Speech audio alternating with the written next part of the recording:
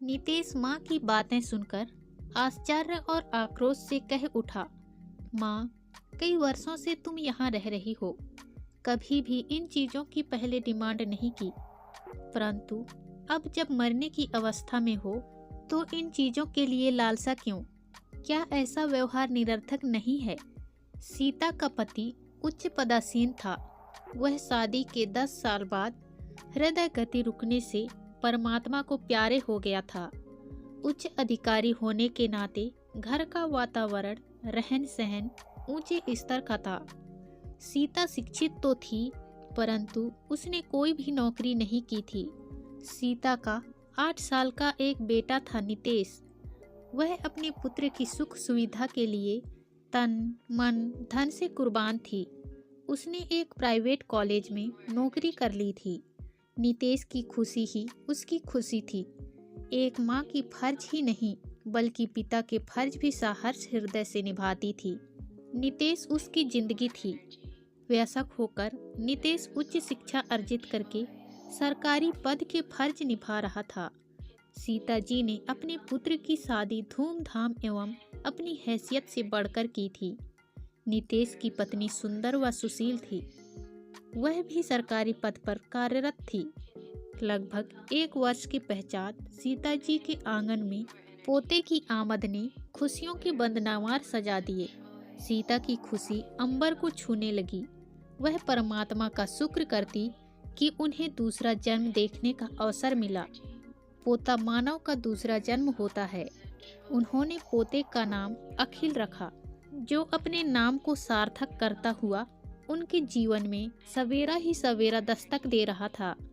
समय हिरनी की भांति कुलाचे भरता हुआ भागता चला जा रहा था। सीता जी का पोता 10 वर्ष का हो गया था। वह पोते की प्रत्येक ख्वाहिश पर जान देती।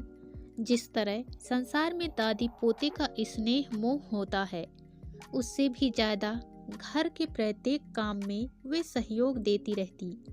सीता जी सेवानिवृत्त हो गई। वे वृद्ध होने के बावजूद भी घर बाहर के अनिवार्य कार्यों के लिए हाथ बटाती, न थकती।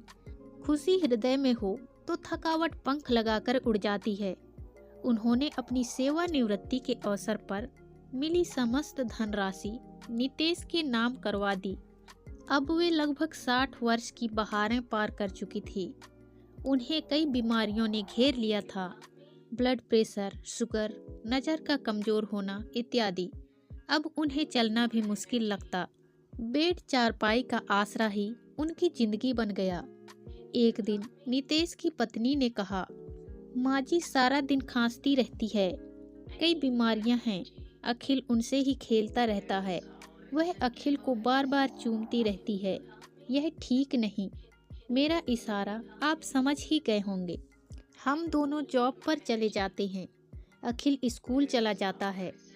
थके हारे आकर माँ जी को संभालना कितना मुश्किल होता है। कम से कम मैं तो नहीं संभाल सकती। इंसान के कुछ अपने भी मनोरंजन होते हैं। आजकल नौकर रखने भी तो ठीक नहीं, तनख्वाह बहुत मांगते हैं। मैं तो कहती हूँ कि माँ जी को वृद्ध आश्रम में छोड़ आते हैं। वहाँ इनकी देखभाल भी ठीक होगी। हम भी आज़ाद, वहाँ उनका दिल भी लग जाएगा। माँ ने अनेक कष्ट झेलकर हमको यहाँ तक पहुँचाया। अब उनको इस उम्र में वृद्ध आश्रम में छोड़ आएं, कोई अच्छी बात नहीं है। समाज क्या कहेगा, रिश्तेदार क्या कहेंगे। पोते के साथ माँ का बहुत मोह स्नेह है। वह तो उसकी जिंदगी है। माँ को आश्रम में भेजना ठीक नहीं है। परंतु पत्नी ने इतना मजबूर कर दिया कि नितेश को उसकी बात माननी पड़ी। एक दिन शाम को माँ के पास नितेश जाकर बैठा और कहा, माँ एक बात करनी है। हाँ बेटा, क्या बात है? माँ क्या बताऊँ? बताना, खुलकर बात कर। डर डर के बात क्यों कर रहा है? आज तक ऐसी घबराहट में मेरे साथ कभी बात नहीं की। बता क्या बात है? तब तक नितेश की पत्नी भी आ गई। हम चाहते हैं आप वृद्ध आश्रम में चले जाएं। वहाँ आपकी देखभाल अच्छी तरह से होगी। खर्च तो हम देंगे ही। घर में आपकी देखभाल अच्छी तरह से नहीं होती, कई कमियां रह जाती हैं। घर में आपकी देखभाल करनी मुश्किल होती है। हम चाहते हैं आपको वृद्ध आश्रम की अच्छी सुविधाएं मिले। आपका वहाँ दिल भी लगा रहेगा। आपको वहाँ मिलने आते रहेंगे। माँ ने हंसते हुए कहा, अच्छा, मुझे कोई एतराज नहीं, ठीक है। माँ की डबडबाई आंखों से जैसे धुआं निकल रहा हो। उन्होंने चारों ओर देखा, पुत्र बहू पोते की ओर देखा और नजरें नीचे करते हुए खून की आंसू कलेजे में बहाती चली गई। शायद अपने पति की याद में, जैसे पति हिम्मत और धैर्य की शक्ति दे रहे हों। आज शनिवार है और सोमवार को हम आपको आश्रम में छोड़ आएंगे। आपकी तैयारी भी कर देते हैं। सीता पति को याद करके गुमसुम सी हो गई। पुत्र वधू की खुशी और सास के आंसू, दो विपरीत दिशाओं का वर्तमान एक इतिहास को रचने जा रहा था। रात बिस्तर पर पड़ी सीता जी सोच रही थी कि काश आज पति जिंदा होते तो मेरी ओर कोई आंख उठाकर नहीं देख सकता था। यह घर मेरा होना था, जो आज मेरा नहीं है। मेरा तो कुछ भी नहीं है आज यहाँ। वह मन ही मन सोचने लगी, बेटे बहू से तो दूर हो सकती हूँ, परंतु पोते से दूर जाना तो मौत जैसा है। वे सोचने लगी, परमात्मा कौन से जन्म का बदला ले रहा है मुझसे। जीते जी सब कुछ खो रहा है। माता पिता बच्चों को संस्कार दे सकते हैं, प्यार दे सकते हैं, शिष्टाचार सिखा सकते हैं, परंतु व्यवहारिक जिंदगी तो बच्चे स्वयं ही अपने आप समाज से ही सीख सकते हैं। यह जरूरी नहीं कि व्यवहारिक तौर पर शिक्षित बच्चे अच्छे हों।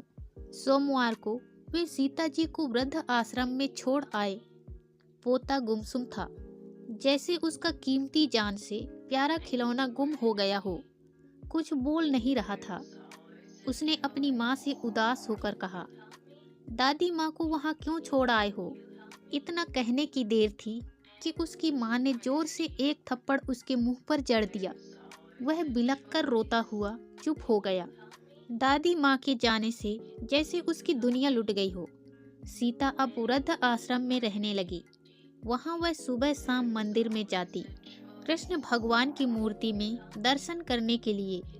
कृष्ण भगवान की मूर्ति को प्यार करती, देख देख कर रोती थी, पूजा अर्चना करती, अपनी ममता उड़ेल देती। आश्रम में रहकर उन्होंने धार्मिक प्रवचन शुरू कर दिए थे। उच्च शिक्षित होने के कारण धार्मिक ज्ञान बहुत था। सारा आश्रम उनका श्रद्धालु बन गया। कभी कभी जब बेटा बहू और पोता मिलने आते तो वे पोते की दबी हुई भावनाओं को समझती थी, परंतु चुप रहती, पोते से दूरी बनाकर रखती थी। कहीं मोह ममता उसकी उदासी बनकर उसकी सेहत तथा पढ़ाई का नुकसान ना कर दें। जब पोता चला जाता तो वे कमरे में अकेली बैठकर रोती रहती थी। इस तरह वृद्ध आश्रम में कुछ वर्ष ही गुजारे थे कि सीता जी एक बार सख्त बीमार हो गई। उन्होंने वृद्ध आश्रम की प्रभारी महिला को विनय करते हुए कहा, मैं अपने बेटे से मिलना चाहती हूँ। बेटे को फोन कर संदेश दे दिया गया, नितेश, आपकी माताजी सख्त बीमार हैं, आपको मिलना चाहती हैं। नितेश ने कहा, आज बुधवार है, मैं छुट्टी वाले दिन रविवार को मिलने आऊँगा। रविवार को नितेश अकेला ही माँ को मिलने के लिए आया। माँ को देखते हुए कहा, माँ, आपने मुझे याद किया? सेहत तो ठीक है ना?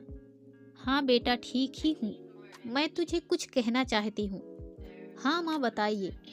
बेटा, यहाँ गर्मी बहुत है। यहाँ मेरे कमरे में एक एसी लगवा दो। पंखे की हवा बहुत गर्म होती है। यहाँ रोटी ठंडी मिलती है। एक ओवन लगवा दे। भोजन ठंडा होने की वजह से कई बार भूखा ही सोना पड़ता है। गर्म पानी पीने को मिलता है। एक छोटी सी फ्रिज ला दे। यहाँ बेड पुराने हैं, नींद नहीं आती। ये सब चीजें ला दे। नितेश माँ की बातें सुनकर आश्चर्य और आक्रोश से कह उठा, माँ, कई वर्षों से तुम यहाँ रह रही हो, कभी भी इन चीजों की पहले डिमांड नहीं की, परंतु अब जब मरने की अवस्था में हो तो इन चीजों के लिए लालसा क्यों? क्या ऐसा व्यवहार निरर्थक नहीं है? माँ ने स्नेह से कहा, नहीं, यह बात नहीं है। यहाँ बहुत सी तकलीफें हैं। मुझे तेरा ख्याल है बेटा, क्योंकि तेरे बच्चों ने भी कल को तुझे यहाँ छोड़ने आना है। तुझे कोई तकलीफ ना हो मेरे लाडले, इसलिए आज की कहानी में बस यहीं तक दोस्तों। इसी तरह मिलते हैं अगली कोई नई कहानी में।